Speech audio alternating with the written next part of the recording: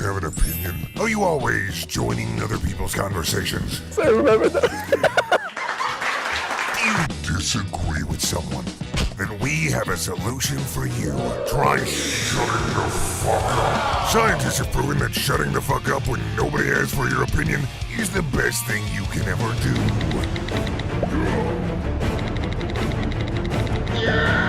Someone disagreeing with you on Twitter? Shut the fuck up. Someone disagreeing with you on a YouTube video? Shut the fuck up. Seeing people arguing about bullshit? Tell them to shut the fuck up. You just don't like something? Shut the fuck up. Knock knock. Who's there? It's shut the fuck up. I get dressed in the morning. I'm triggered. I take a shower. I'm triggered. I get in the car. I'm triggered. Shut the fuck up.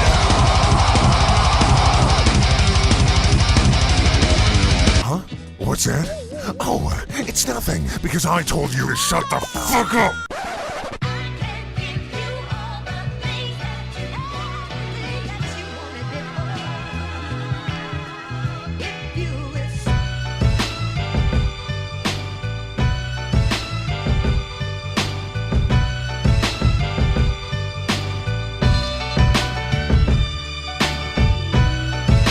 Welcome to Orsini's Uncensored Mind, and now your host, AJ Orsini. How the hell is everybody out there? This is AJ Orsini, and I am your host of Orsini's Uncensored Mind. I am here today with episode 39. Episode 39 here, and holy shit, folks, the wrestling world has lost its fucking mind. There's so much going on this week. So many fucking things. And it's not just the wrestling world, it's me personally as well.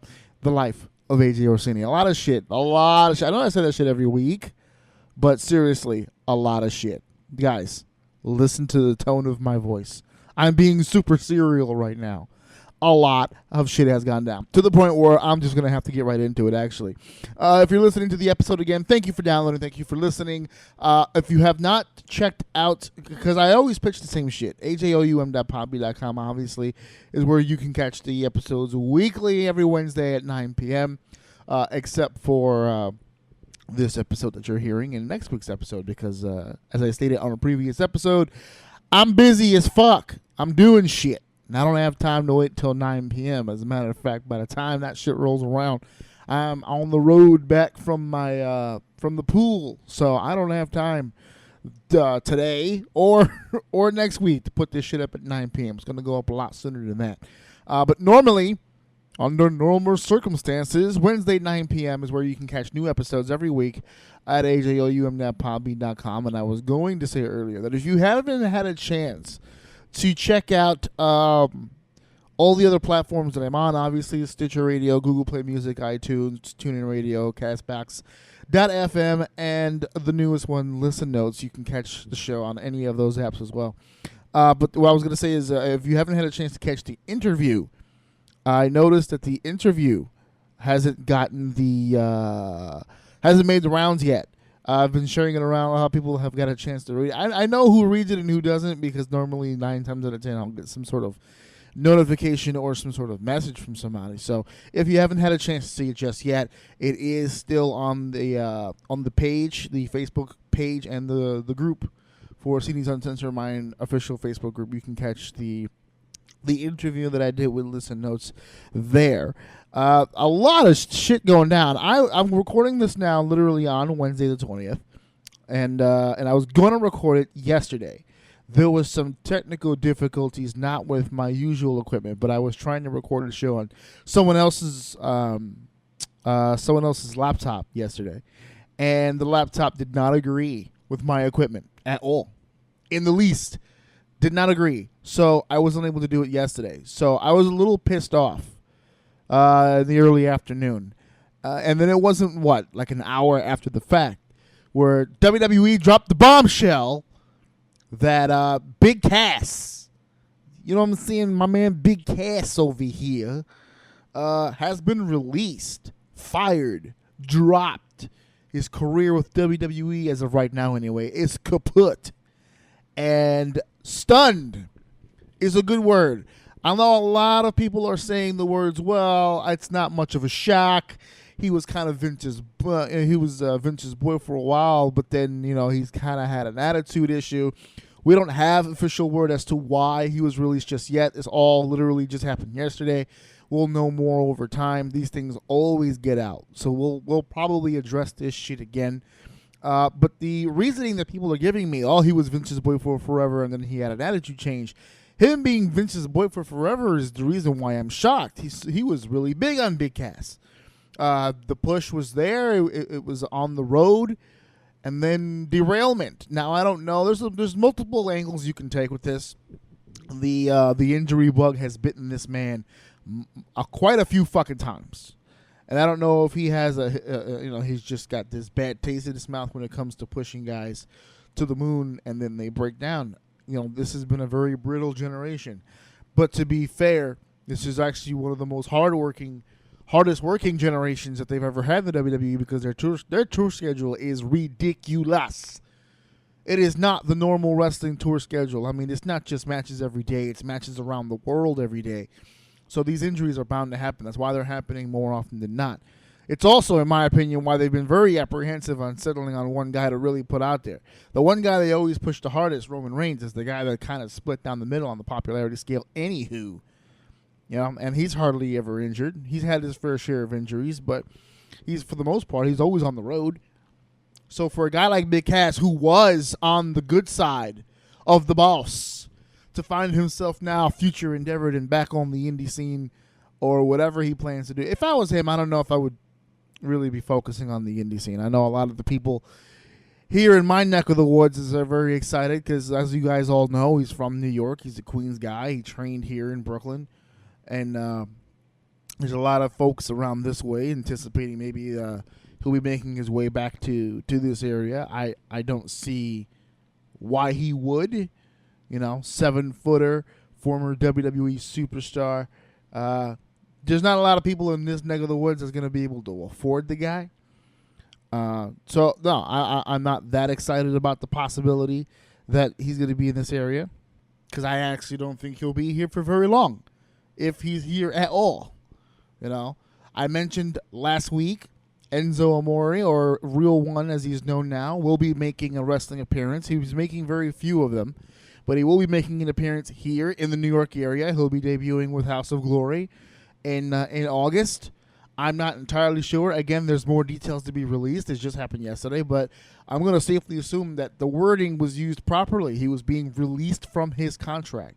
I don't know if that means he has a non-compete. If he does, that gives him at least 90 days to figure out what he's going to do. But if not, if he does not have the 90-day compete, do we see, dare I say, a Big Cass, a Real One reunion down the line, which is a lot of people talking about? Well, they're not speaking or they're not good on personal terms, but business is business, which I agree with. Business is business. You don't like to you don't have to like Enzo to make money with him. So there's a lot of different directions this could go. Again, this just happened yesterday. The WWE has released him officially. It was on the WWE website. It's been picked up by other news sites as well, even as in-depth as Sports Illustrated. Sports Illustrated has picked it up. They have their own rendition as to why. I don't know if it's true or not because it just seems like speculation. They did say that they got it from multiple sources. I don't know what the sources are, but they're saying that they had a European tour recently, and Big Cass had a little bit too much fun on the tour. Got a little bit of the drinky drink in him, and he's been kind of a pain in the ass. So a lot of people have been down on him there in the WWE for a few weeks now. The situation with the little person did not help. For those of you who don't know, leading up to the was it the Backlash pay-per-view? I don't even remember which pay-per-view it was, but the first matchup between Big Cass and Daniel Bryan, there was this spot that was supposed to be done on SmackDown where Big Cass would call out Daniel Bryan, and then a little person would come out, and they were supposed to just be back and forth chatter. Cass thought it'd be cool if he beat up the little person. Everyone said no. Vince McMahon. Actually, the agents and the writers all said no. He went to Vince McMahon directly and to kind of undermine them, and he still said no. And then he went out there and he did it anyway. So that's kind of where the building blocks were for this. We're not really feeling Big Cass right now. And now he's no longer there. So you could point to that. You could point to the drinking, if that's really a thing. Again, I don't know any official word on the drinking. I would find it amazing that that's the first we've heard of it. Right after his releasing, that all of a sudden something he did a few weeks ago is the reason why. But that's that. Big Cass has been released. We'll see where he winds up. Wish him the best. Guy's a super talented dude. 7-footer that moves the way he does and performs the way that he does. When he was in NXT, I wasn't the biggest fan of him, but he grew on me. And he's a New York boy, so I gotta support the brethren, whether I'm fans of them or not. Gotta support the brethren. So that was the Big Cass stuff that came out yesterday. I didn't really have him on the docket here. So, but I wanted to get that out right at the beginning because I don't want to forget about it. It's so new and it's so fresh, and I get going, I don't really want to forget about shit. But that's the Big Cass news for yesterday. As for what I wanted to talk about, which was over the weekend, Father's Day weekend. It was Father's Day weekend. I am, of course, a father. For those of you who are new to the show, I am a dad. My son, little O, his name is Alex. He's 3 years old. He's a really kick-ass dude. I like him a lot. I like him enough to keep him in my house, essentially, is where we're at this point. Because when he was a baby, he was cute and cuddly. Now he's just some guy who pisses and shits and eats in my house. But he's a cool dude, and this is a busy week. As, again, some of you should know, if, again, you're new to the podcast, I've been taking swimming classes. I already know how to swim, but it's part of a curriculum that I'm doing for physical education. Had to take the swimming class. And it's a 4-week program, and I'm now knee-deep into it. I just passed the halfway mark this weekend. So not just the swimming class, but there's a writing course that I have to take. It's writing intensive that I'm taking for summer 1. So I've been busy, extremely busy. Every day has been busy. So Father's Day weekend reflected that. We were able to make some time for some stuff.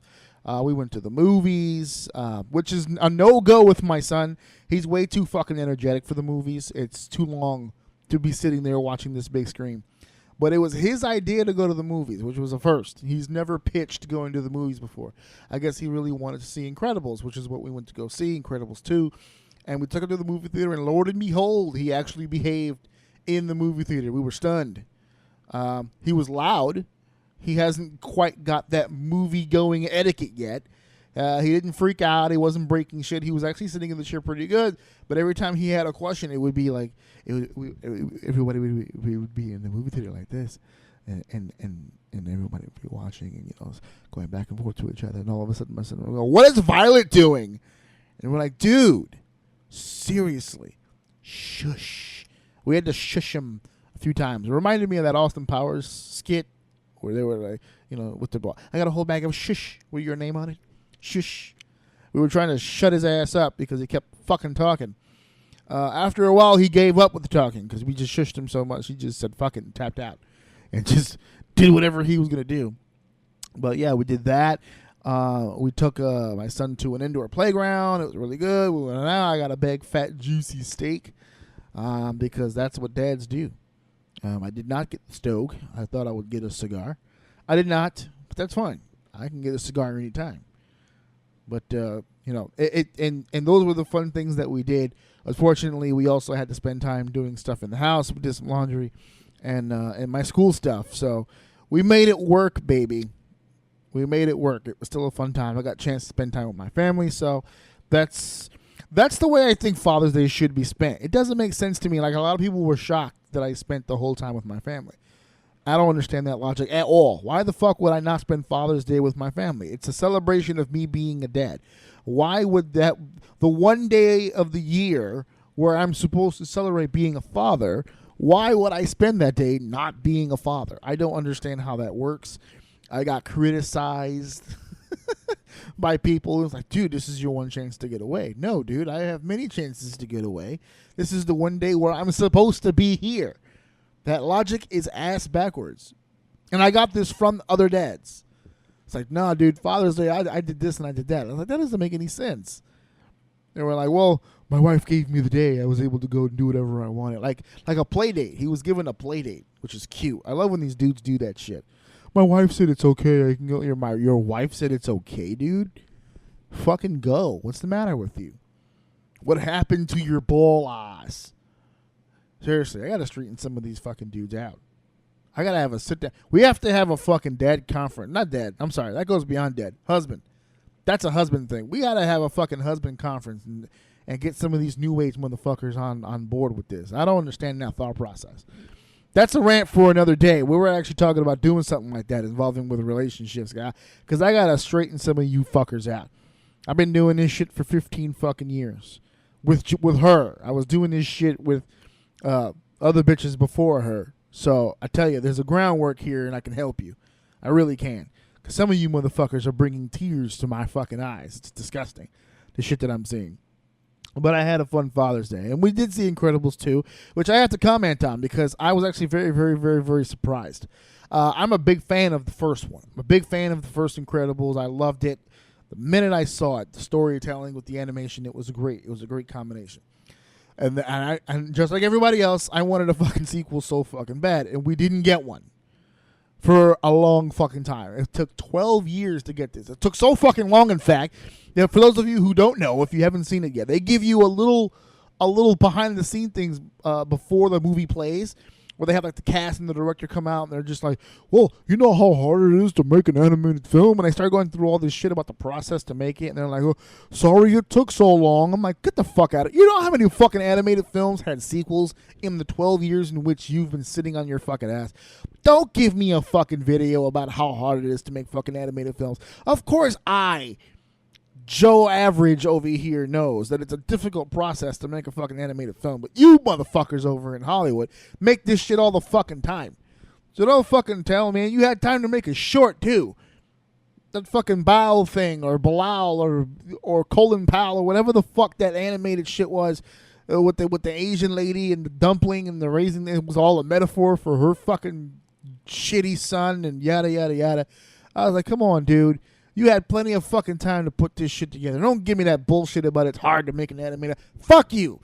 A lot of people have made fucking animated films in the 12 years it took you to make your goddamn film. Don't give me that bullshit excuse. This movie should have been made a long fucking time ago. And then you give me a movie, finally after 12 fucking years, you pick up right where the Mole Man was. There's been no fucking time elapsed whatsoever. That's stupid. I didn't like that part.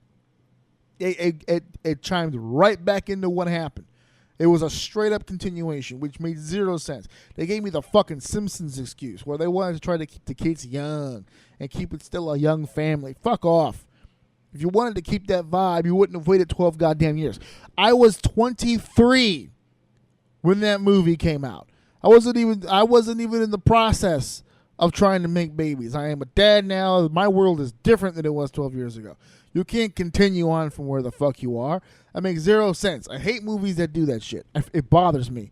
I need the time to fucking elapse. It makes sense this way. My brain can figure it out. It's like, at this point, it just becomes a memory.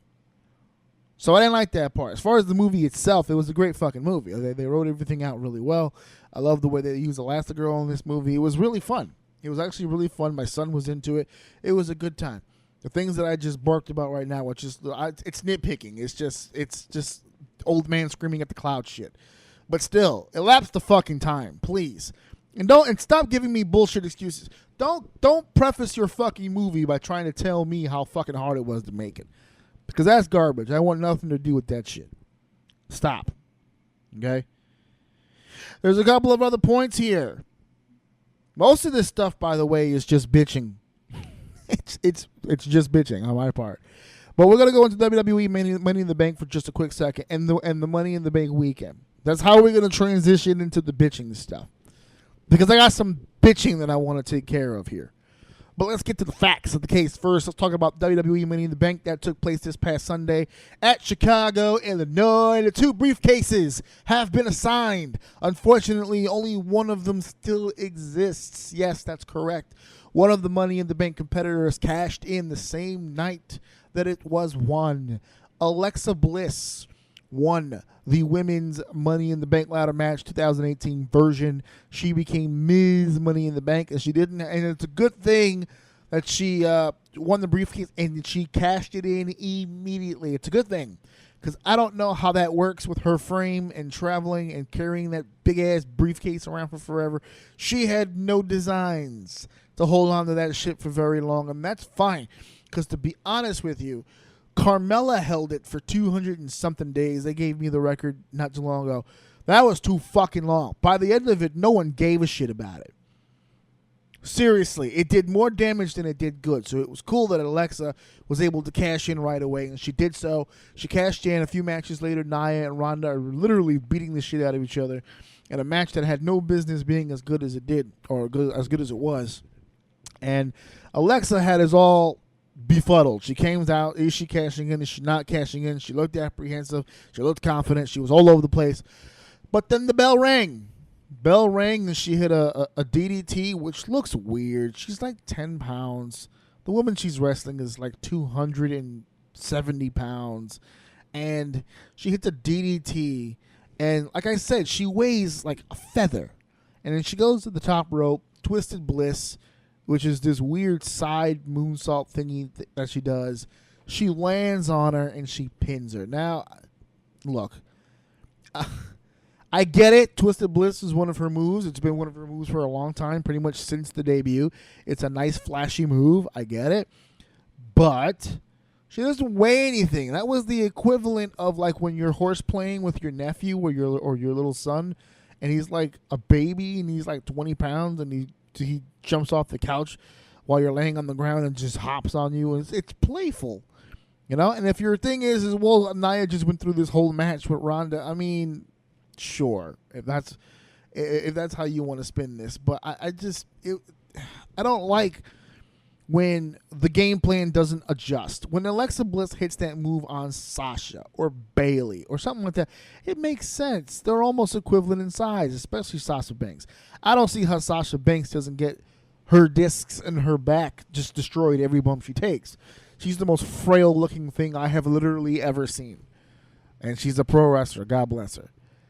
But the body is supposed to be built to take some of these blows. If you're not, you know, the kind of person that's husky or has some fat or some muscle or some build to the bones, that's dangerous stuff.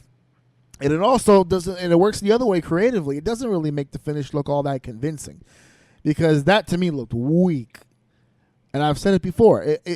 I would, as a heel, you had a lot of options here to make that cash in look and feel a little bit more believable. Now, she did use the briefcase, but again, look who's swinging the briefcase. She's like 60 pounds. It's like being beat with a Nerf bat by a child. What is that doing?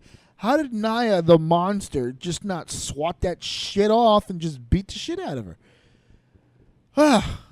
She cashed in on Nia Jax. She wins the WWE Women's Championship. Now, from what I understand, because the match was in progress, because what I didn't get was that she cashes in, she pins her, they ring the bell, the match itself is over. As I started thinking about it, I think it was a lot like the Seth Rollins situation where the cash-in made it a triple threat. That's why the bell rang. I don't know if you were confused about that, but I was a little confused at the moment. But then I started thinking about it. It's a lot like with Seth Rollins and WrestleMania and the cash-in. When you cash in mid-match, it doesn't eliminate the other match or null it out. It just becomes a three-way at that point, in which Alexa Bliss won by pinning Nia Jax, which leaves Ronda Rousey with no championship, but also no loss. I mean, on the books, she'll go down with a defeat, but she was not pinned. She was not made to submit. So she's got a streak going here. They did it right the next night, Monday Night Raw. They did more on Monday Night Raw to make Ronda look like a badass than they have done literally this entire time, which is good because she needed that. And if they're building towards an eventual Alexa Bliss, Ronda Rousey situation, I am going to love to see how you creatively figure out a way to make Alexa Bliss look like she's on the same fucking page with Ronda Rousey. That was another thing I didn't like about Ronda and Nia. You're putting the biggest gun you have, the most realistic person you have, so early against Ronda. You're supposed to build to that shit, man. You got to build to that. It's the 200-plus pound. Like they said on the pay-per-view, Ronda's never faced a woman of this size before in a competitive atmosphere. That's right. That's why she should have beaten the shit out of these other women. Anyhow, that was the women's Money in the Bank. Alexa Bliss walks away with the WWE Raw Women's Champion. On the men's side, we found out that Kofi Kingston would be representing the New Day as the 8th member of the men's ladder match. And now, and for those of you who had your shock faces on, I did say at the last podcast, last episode, that I thought it would be Kofi because of all the rumors about trying to get a push and all that stuff. But I did say that part was not official. I said if they do select Kofi, that they would be appeasing to the rumors. But I didn't think it'd lead to a main event push. I didn't think it'd lead to a championship opportunity. I said that last week. I said they would choose Kofi. But the only people really excited about the fact that they would choose Kofi is Kofi. Because there's not a whole lot of people trying to advocate that this guy should be on top of the card, because that's not what that means. That's not what that is. Kofi Kingston will never be the WWE champion. I have been saying that for years. Now I have a podcast where I can say it, so it's official, and people can listen to it and point to it and download it and try to rub it in my face. You are more than welcome to do that. Episode 39, about 25 minutes in, Orsini said it again. That guy will never be the WWE champion, ever, because that's not what he's built to be. He's not a main guy. He's not a top guy. He is not in a main event picture guy. He's never been that. So the fact that Xavier and Big E keep pushing this agenda on trying to get him pushed up to the top spot, it's not going anywhere. That was a wasted opportunity, because you know who could reach that top spot? Big E. Big E is going to be the New Day member that goes to the top. That was an opportunity there to tease that. They wasted it. They got it right the next time when they included Big E in that gauntlet match to determine the number one contender to the WWE Championship. That was what was supposed to happen on Sunday, not Tuesday. That's the guy that we should be focusing on, not Kofi Kingston. Has had a shot. He's been here for what? Since 2005, roughly. So about 13 years, close to. Stop. Just stop. No more with this Kofi Kingston shit. Please stop. Okay? So the Money in the Bank took place, 8 competitors, and Braun Strowman walked away with the Money in the Bank briefcase. I had selected Samoa Joe because I thought Samoa Joe was the guy who needed it the most.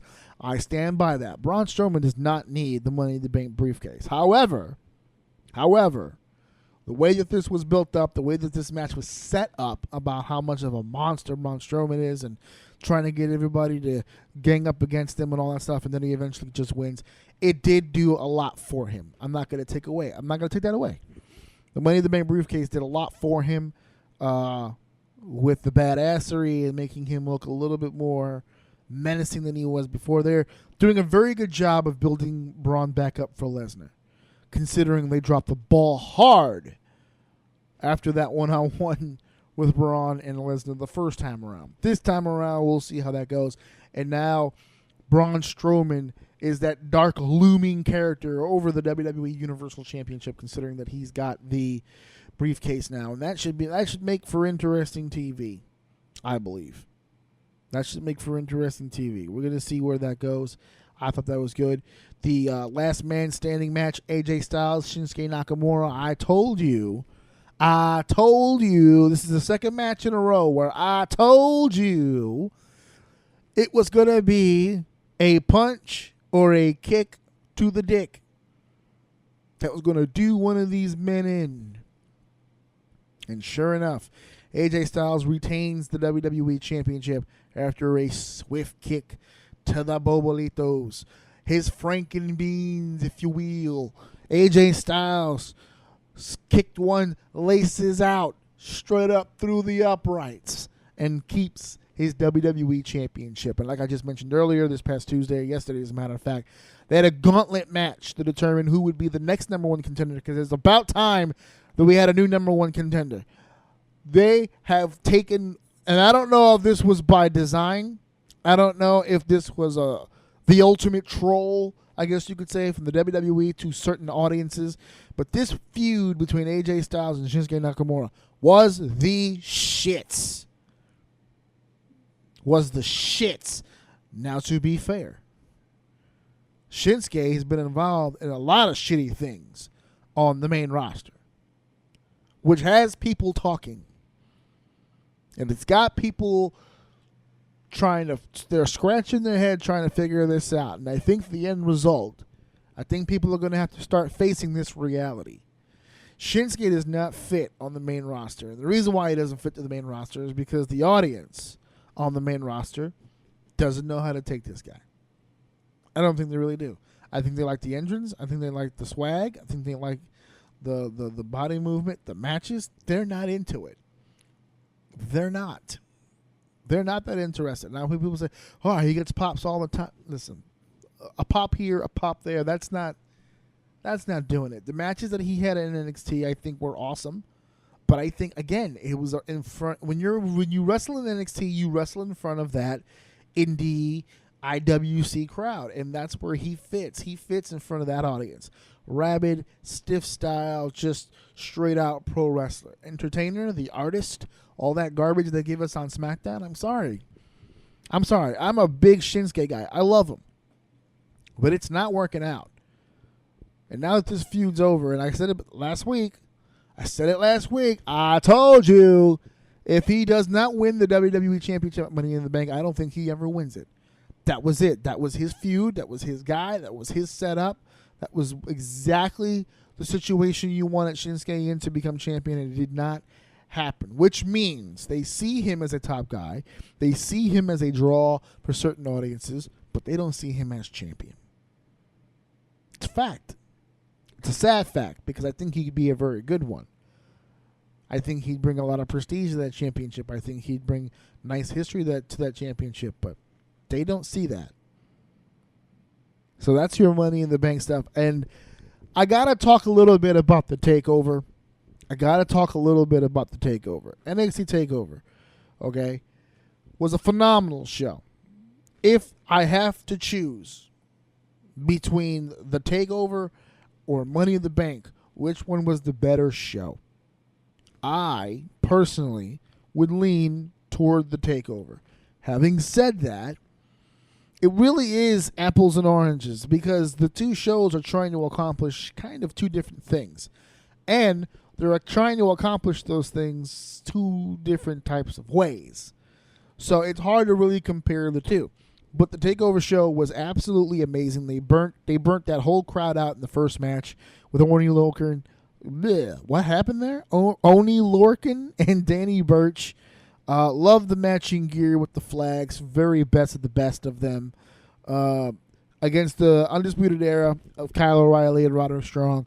Great tag team match. Followed by The Dream and Ricochet, which was also a great match. The ladies had a great match. I thought all the matches were great. I'm going to say great a lot here, because I thought the ladies had a great match. Their storytelling was great. I love Nikki. I love everything she does. That is one thick-ass white lady, let me tell you. I love me some Nikki Cross. My goodness, those hips and thighs. And that crazy-ass gimmick. Woo. Anywho, cold shower time. All right. And then we went from there to Aleister Black and Lars Sullivan. Yes, there was a miscommunication in that match. I am not going to try to shy away from that. But otherwise, dope match. And then, of course, your main event, Gargano and Ciampa. Gargano and Ciampa clearly had the best match of the entire night. They deserved to be the main event. But I was having a conversation, and this is where the ball gets rolling with the bitching. I had a conversation with a buddy of mine. We're talking online. And I was making a joke about the star system, because the star system is a joke. And I was just, having fun with that. And I gave 39 stars here, 32 stars there, trying to keep it realistic. Gave Gargano and Ciampa 1,000 stars. Yeah, the whole star system is just, it's a new form of retardation. It really is. But I was having a conversation, and even in the joke, I kind of rated the matches kind of in order of the way that I like them. So there was kind of like some realness to it, even though it was a joke. And I had the Lars Sullivan and Aleister Black match higher than I had Dream and Ricochet. And a buddy of mine took me to task and said, how could you possibly give them more stars than Ricochet and Dream? It was a far better match. I don't believe that it was. I thought, per the goals in mind, that Aleister Black and Lars had a much better match than Ricochet and Dream. I believe that. And the reason why I believe that is because Dream and Ricochet had a particular goal to get in mind, and Aleister and Lars had a particular goal in mind. Ricochet and Dream was going to be a good match. It's very similar style, and Dream's not the high flyer that Ricochet is, but Ricochet's not the high flyer that Ricochet is in NXT. They have slowed his ass to almost a grounding halt.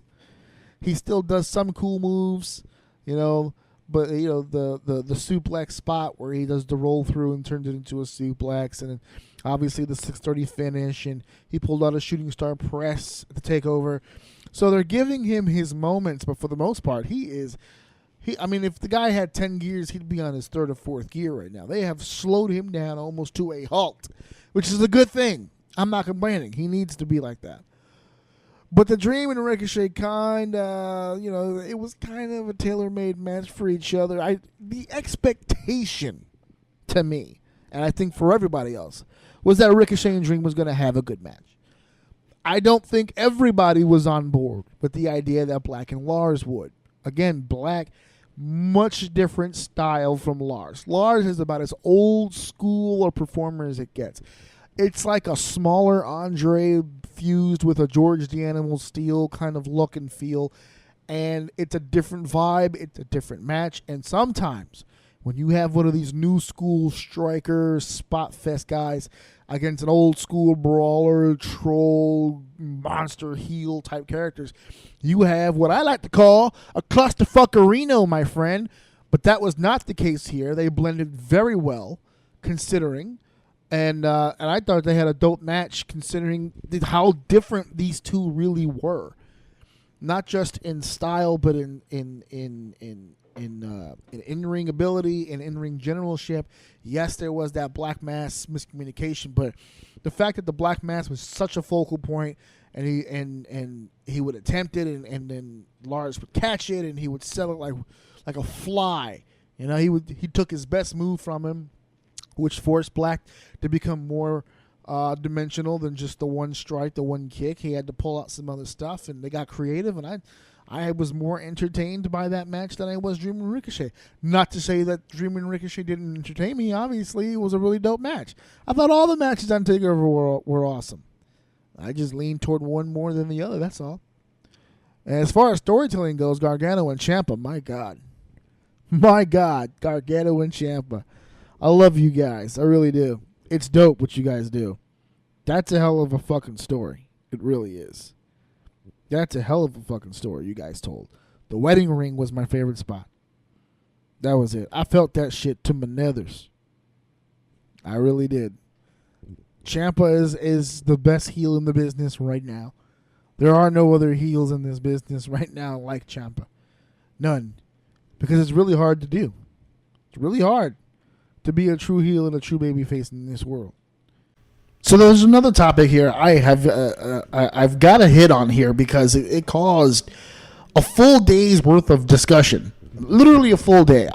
When I go on social media, I'm going to be honest with you, I don't post things to go viral, like specifically, like please share this and make it go viral. I'm not one of those people. I use the social media to get thoughts and whatever's on my mind out there, and if it goes, it goes. If it doesn't, it doesn't. I don't really care. I'm not gonna lie and say that there aren't a few things that I share on the hopes that it'll get picked up, and sometimes I do and sometimes I don't, but for the most part, when it comes to my own inner emotional rants or thoughts or anything like that, I just kind of put it out there just to see what would happen and to see where things go, and if people agree, or even more importantly, this is the important part, if people disagree.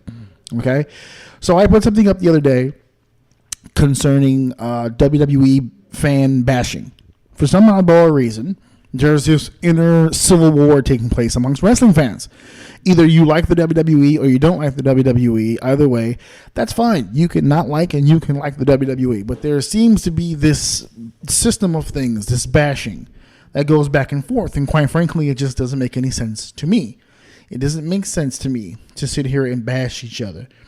And so I put out a post basically saying that just because you don't like what the WWE does and what the WWE is doing does not mean that because you don't like it that everybody else has to jump on board and also not like it. And also, has to follow the tune to what you like and what you dislike. There are a lot of people, believe it or not, you may not agree with this, but there are a lot of people who do like the WWE product. They like what they do. And I do. I'm one of those people. I do like what they do from time to time. I don't agree with everything, but for the most part, I enjoy the product. That's why I still watch. I still watch Raw. I still watch SmackDown. I watch the pay-per-views. I watch, NXT. I watch the network shows. I watch. This is where I get majority of my wrestling from. It's from the WWE. That's why I love the fact that the WWE is branching out. Okay, we've got the NXT brand. Now we've got NXT UK, which I will get to toward the end of this. And we're getting all of these indie talents in, and they're truly becoming a global brand, which I love the fact is now I get to, there are people who are being hired right now, who are being seen right now, that I probably wouldn't really get the chance to really see that often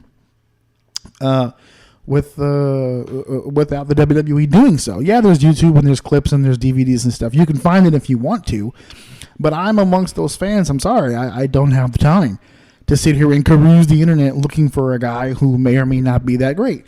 I like the fact that it's convenient, the DVR, the network, all these different things that I'm incorporating what other people do into what I do. It fits perfectly. So there are a lot of people out there who dig the product, who dig the company.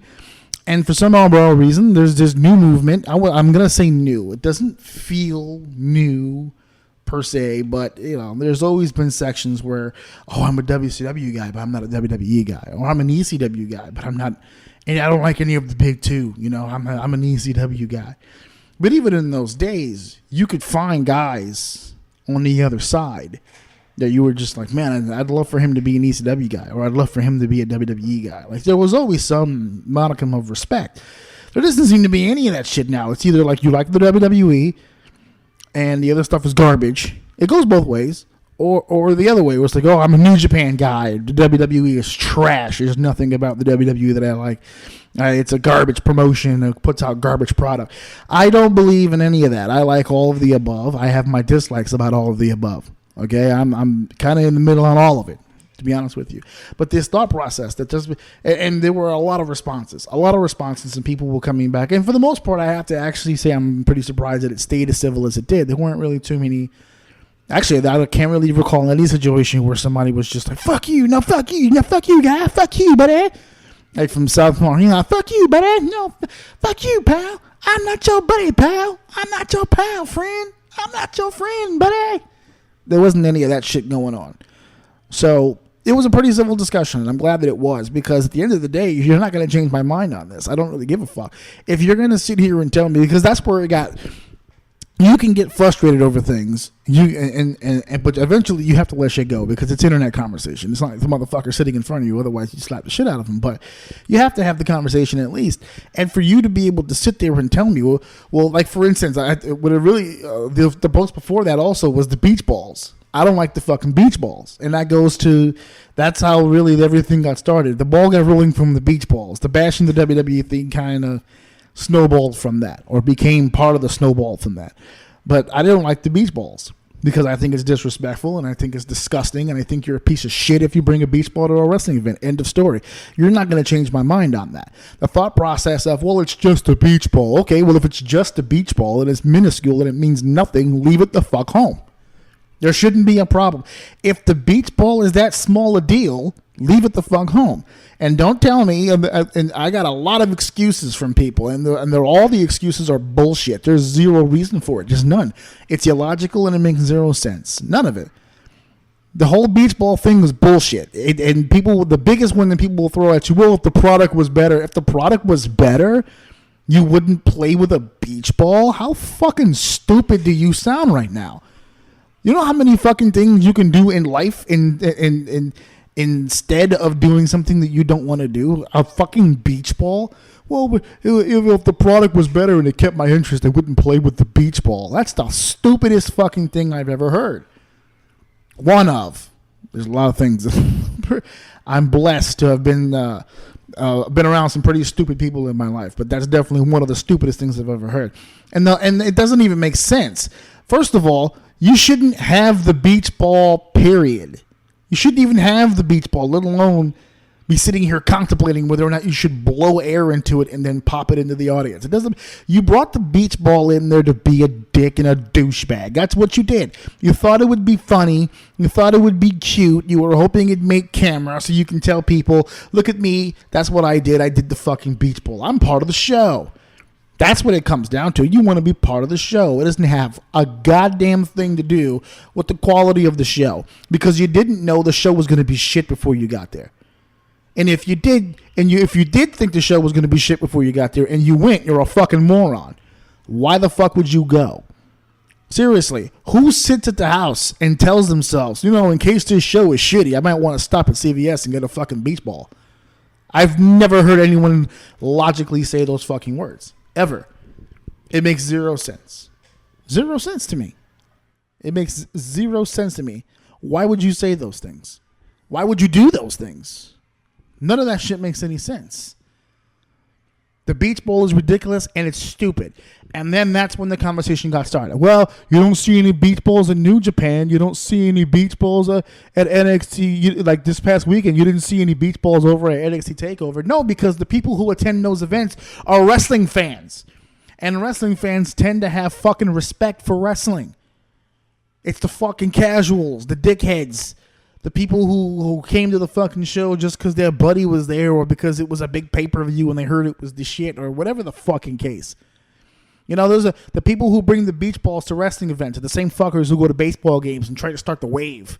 What grown fucking person wants to do a fucking wave? Seriously, I've never understood it. As a child, I didn't understand that. As a child, I would look at the wave and say, that's fucking stupid. All of us are going to get up in one foul. I don't even want to get up, dude. I got beverage. I got hot dog. I got shit going on over here. You want me to get up and participate in this gigantic waste of time? I paid money to see the fucking ball game, not to stand up and do a fucking wave. Same deal with the wrestling event. I came to see wrestling. I don't want to play with a fucking beach ball, let alone a beach ball I didn't bring in here. I can't even imagine sitting next to the guy who's blowing up the beach ball. Seriously, he pulls his shit out of his pocket and he's just hawking air into it and he just bounces the ball into the air. You're a fucking maroon. You're an idiot. A buffoon of large quantities. Dumb. It's just dumb. And that's when the whole conversation got started about the whole New Japan, Ring of Honor, indie wrestling versus WWE bullshit, because that's what it is, bullshit. It's all wrestling. All of it is. You can use the excuse, well, WWE doesn't call it wrestling anymore. They call it sports entertainment. It's wrestling. There's a fucking ring. People are wearing gear. They're taking fucking bumps. It's wrestling. They're dressing it up for the State Athletic Commission. Don't get worked. Okay? Don't get worked on that. Don't sit here and try to play yourself into believing that the WWE is different from everything else. It isn't. All of the people who are on the indies, all of the people who are in Ring of Honor, all the people who are in New Japan, everywhere on the planet wants to be in the WWE at some point in time. End of fucking story. Even your precious Omegas and Bucks will be there, I promise you. Everyone will go because it's the place to fucking be. If you want to make the big money, if you want to put the kind of money away that will set you for life, that's the place you need to fucking work. So let's leave the idea alone that these fucking people, that the workers, don't want to be in the WWE, and that's why you support him. I support him because he doesn't want to be a WWE guy. No. That's not what's happening. If they haven't gone, it's either because the WWE does not want them, or because the WWE has not been able to put enough money on the table for them, i.e. an Omega and a Young Buck. They don't see, the WWE did not see them as the commodities that they were until the All-In thing. Now, I can promise you, the money will be on the table. No NXT bullshit. They'll bring them right in. And it's going to happen. I promise you. I'm going to call it here right now. The Bucks and Omega will eventually all be in the WWE. Why? Because everyone fucking goes. Why? Because it's the fucking NBA. It's the NFL. It's Major League Baseball. It's the place you're supposed to want to go. Nobody on the indies wants to stay on the indies. I promise you.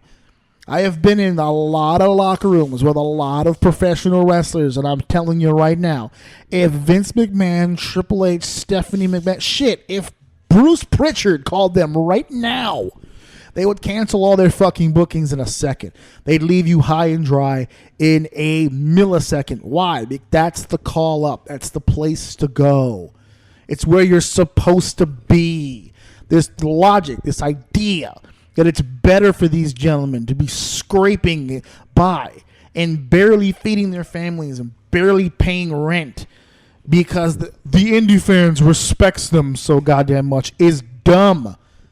It's the worst kind of business model in the world. And the funny shit is the same fan that will criticize you for not fucking taking the money would take the money. 9 times out of 10, baby, they take the fucking money. They don't want you to fucking take the money, but they would take the fucking money. That's why people go. Because eventually it's all bullshit. Now, on the fan end of it, this whole bashing the WWE, any fan that watches the WWE, they're not real wrestling fans. Go fuck yourself. They are wrestling fans. They're probably more wrestling fans than you, because these WWE tickets are not fucking cheap. This merch ain't cheap. And we got kids out here rocking 3 different sets. John Cena's shirt, Kevin Owens' hat, the chains and the armbands and all kinds of shit, the hoodies, all kinds of shit going on. They got people buying. You know how much a front row ticket?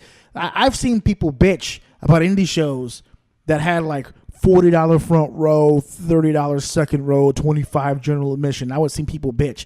$40 front row, yeah, okay. You know how much a front row ticket of the WWE? We're talking about hundreds. Possibly thousands if you're going to a pay-per-view. And these people pay it happily. These buildings are full, dude. Not all the time, but no building is full all the time anymore. None. This is the part that makes me laugh too, because it's like the conception of it is so weird. Everyone went online and praised All In. They sold 10,000 tickets. 10,000 tickets for All In for an indie show. That's awesome. That's great. It's record setting. WWE does 10,000 in its sleep. In its sleep, it naps and gets 10,000 people. They're doing a stadium show coming up. Actually, they've done how many stadium shows so far? They did WrestleMania. They did the Saudi Arabia show. They're going to Australia now to fill up. That's business. That's box office. That's keeping the business going. And you want to bash the WWE because of its product, but then you'll praise NXT, right? The WWE is the shits, but you'll praise NXT, which is the same fucking product. It's all under the same goddamn umbrella. One is just being treated than the other. Is being treated different than the other. And that's the part I think that really fucks with these anti-WWE people. That's the part. I don't really think that these anti-WWE wrestling fans really hate the WWE. I think they hate the fact that the easy stuff is being treated differently from the harder stuff. And what I mean by that is that the network is $9.99. Not everybody wants to pay $9.99 for wrestling, and I get that. I understand that. At least not monthly. That adds the fuck up. $10 a month for a month. That's $120 plus tax a year, which is being led to giving service to the WWE network. If you don't have that kind of cash, I can completely understand that. So what you do is you try to pay attention to the WWE product through Raw and SmackDown. And when Raw and SmackDown is being booked as shit, but the NXT product and all the other programs that they have on the network is being treated so greatly, it pisses people off. They see the way NXT gets booked and they say, why can't my main roster stuff be booked like that? If they booked the NXT, the WWE product, the main product, the Raw and SmackDown stuff, the way they booked NXT, would these people still be hating the WWE? Maybe, maybe not. But there's a fucking reason why we can't book the main roster shit the way we do NXT. Can't you understand that? Can't you see what they're fucking doing? You bitched for years that Raw and SmackDown was boring, that you hated it, that you wanted your guys. You wanted your guys to be hired so that you can see them, and they gave you a brand that did that. That's the whole purpose of NXT. It was to give you your style of wrestling on a bigger stage Not much bigger, but a bigger stage with better production and better coaching. You take the best talents in the world, you give them the best teachers on the planet, you're going to get a really good product. You're going to get fucking NXT the way that it is. And when fans see that, they say, see, look, it works. That is great. You should do this all the time. But they can't. You know why? Open your ears. This is the tough part. Not everybody likes that bullshit. Ta-da! Surprise! Not everybody likes the shit that you like. Not everybody likes 5-star matches. Not everybody likes the flippy doos. Not everybody likes the strong style. Not everybody likes the shit that you like. And that's what happens. The WWE main roster has to appease multiple genres of entertainment, multiple ages of fans, of different cultures, of different languages. They have to provide a product that will get the most out of everything. If you just ran straight up wrestling shows, you'd get a large amount of people. There's no doubt about it, but your numbers would dip. Because again, not everybody digs it. Not everybody likes what you like.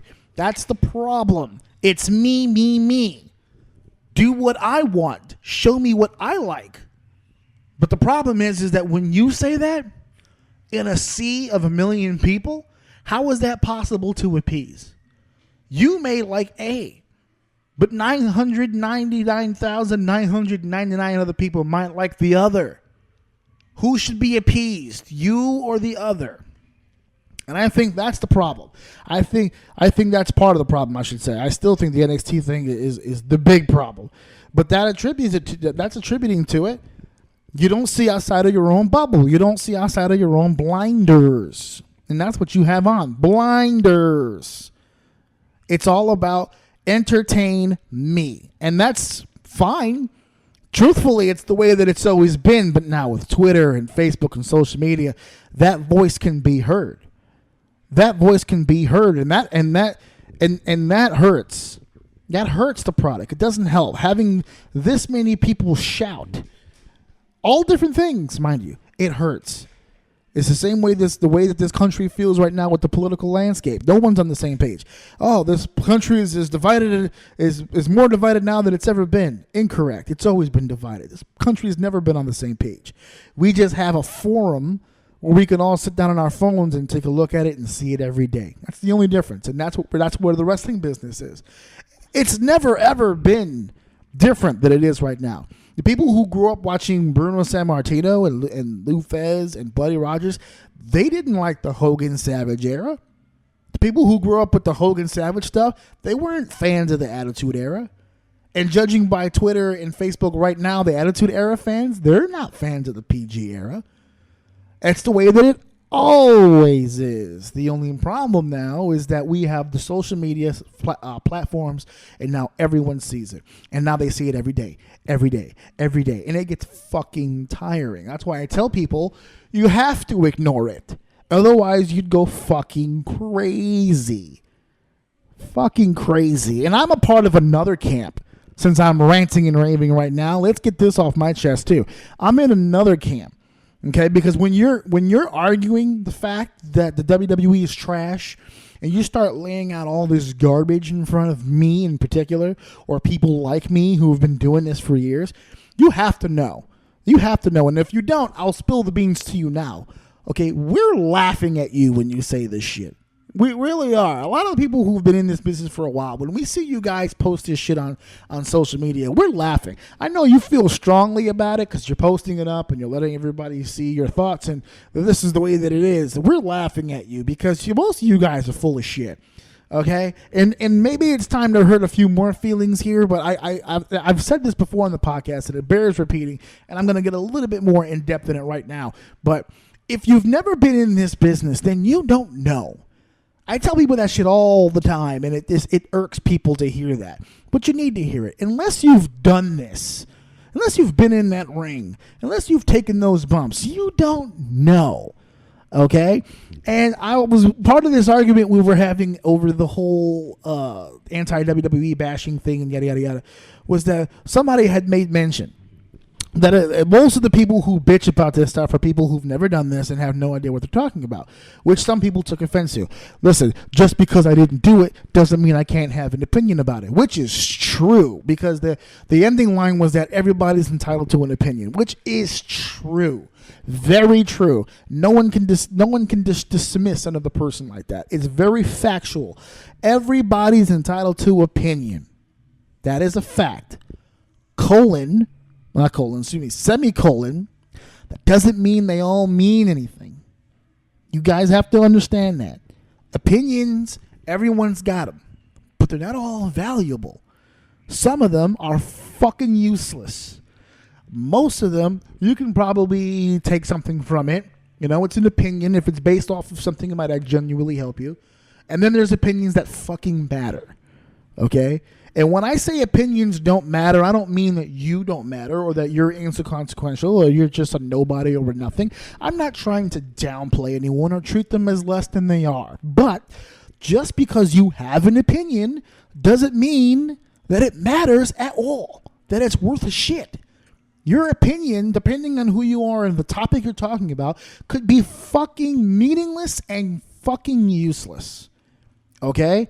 If I wanted to get advice about a health issue I was having with my heart, I wouldn't go to a fucking chef.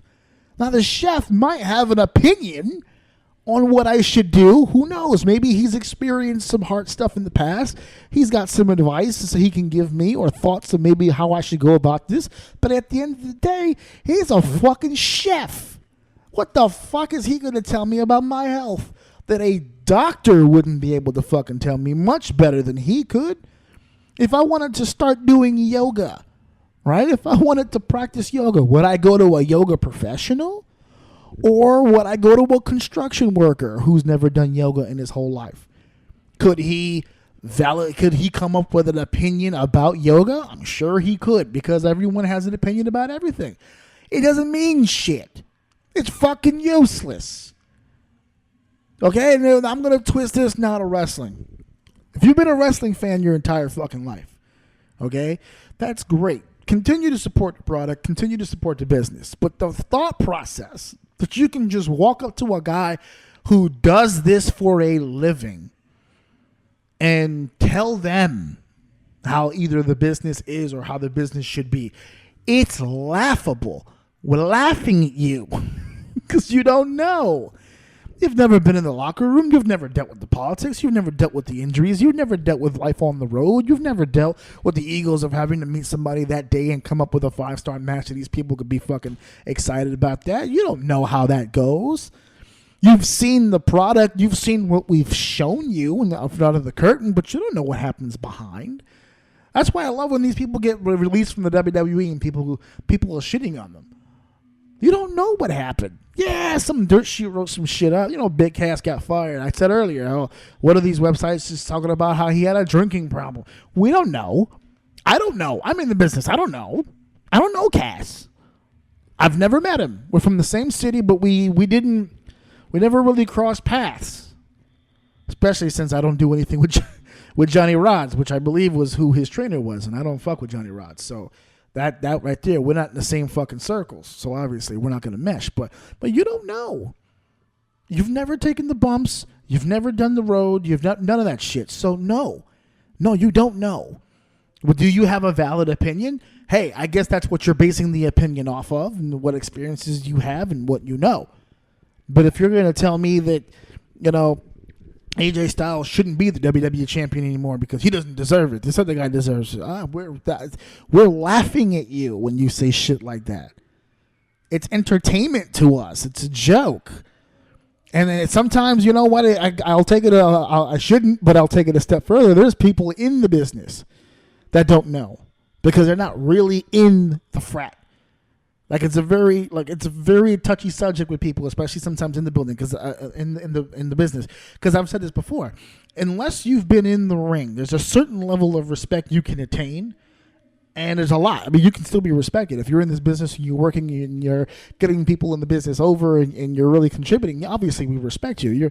You're on the bus, you know, but that doesn't mean I'm going to sit with you. I'm going to sit with my brethren. Okay, there is a bond shared amongst wrestlers. that makes the boys different from management or from the cameraman or from even the referees at times. There's something about being a part of the group that is different. And sometimes people get in their feelings about that. Well, I never took a bump, but I don't have to, like promoters who've never been wrestlers. It's like if I had a choice between a promoter who's never been a wrestler and a promoter who's been a wrestler, I'm by nature I'll start to steer toward the wrestler. Now that doesn't mean that he's the better promoter. The other guy might be the better promoter, and I'll figure that out. But my natural instinct, I would have to turn off my natural instinct to go with the non-wrestler. Because the wrestler that's where the frat is. That's where the connection is. A guy, people who've never bumped, but they're in the business, they still make sacrifices. They sacrifice their time. They sacrifice their stress, their sanity. For God's sakes, it's not easy to be in this business. They sacrifice a lot. But that's not the same sacrifice as the boys and the girls in the ring. That's not the same sacrifice as breaking your leg. It's not the same sacrifice as bleeding and tearing and sweating and giving your all physically in the ring. There is a bond there. So I always say all the time is I would rather, unless you've been in the ring, you're not in the frat. And I tell people that, and I get bitched at all the time for it. Oh, that's not right. I'm still one of the boys. So, no, you're not. You're not. Unless you've been in there, unless you can look another man in the eye and punch him in the face and get punched in the face, it's not the same. It's not the same. It's not less to the point where you don't deserve our respect. It's not less to the point where we make fun of you or we treat you as an outsider. No, you're in the business, man. Like I said, you're on the bus, but you're sitting somewhere in the front by the bus driver and the teachers, man. The boys are in the back. That's how this is going to go. And some people feel different than I do. I'm just giving you my opinion. It's my fucking show. I'm giving you my fucking opinion about it. And I've always felt that way. The boys are the boys. It's always been the boys. And I know that for a fact because that's how I grew up in this business. And that's where I've always strived. I've always strived to be a part of the frat. I've always wanted to be one of the boys. That's why I was always so willing and sometimes maybe too willing to give my body up because those are the sacrifices that get you in. You give your body to the next guy so that he can get over. There's a bond there that'll never be broken. There's guys that I absolutely despise in this business, but if we got in the ring together, it would be nothing but peace and good harmony because we're trying to both get out of this alive, and we're professionals and we're going to work this, and we would be able to work it because I'm one of those kind of performers. I'm going to give myself to you as long as you take care of me and I'll take care of you. We'll get through this, and there's where that bond is. Okay, it's like being in the military. If you were a secretary in the military, technically you're still in the army, but you don't share the same feelings and bond that the boys who were out in the shit, when they come back covered in blood and mud, those motherfuckers are bonded for life. That's what it's like here. Two wrestlers beat the shit out of each other, beat the fuck out of each other for the entertainment of 40 people or 40,000 people. When they get back in the locker room, brother, that's a fist bump that's going to last forever. You might not be talented as shit, but if you never took a bump, I don't know what to tell you. You're not in the frat. You're not in the group. You're in the business, but you're not really in the group. And it's tough. There's a lot of people sometimes that have to gratiate themselves. They have to do different things to get into the group. I'm not saying it's impossible to do so, but you're going to have to give up. You're going to have to sacrifice to get in.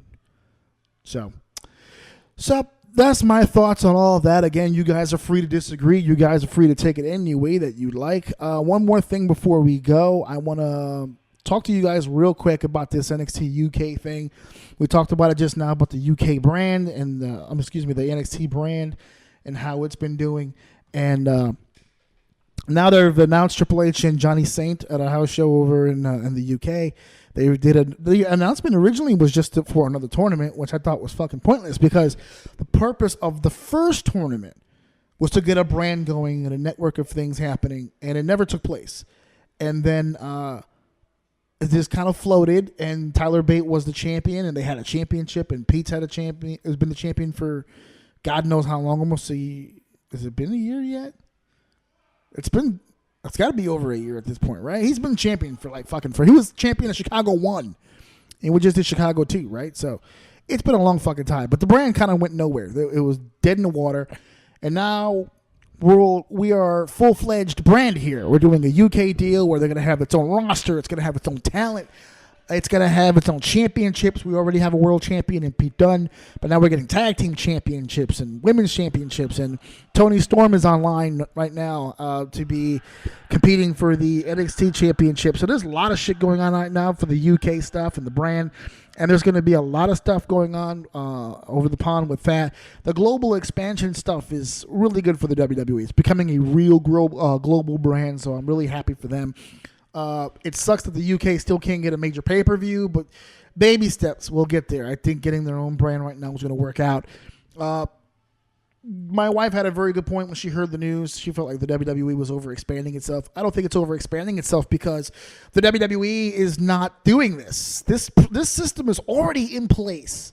ICW and all those other companies that are out there over in the UK that were doing their thing, they were already working with each other. They were already getting each other. Rev Pro, they were already having some sort of unity amongst each other. They were treating it like an old school territory. They were all on good terms, making good money with each other, exchanging talent, going back and forth. They had a system in place already.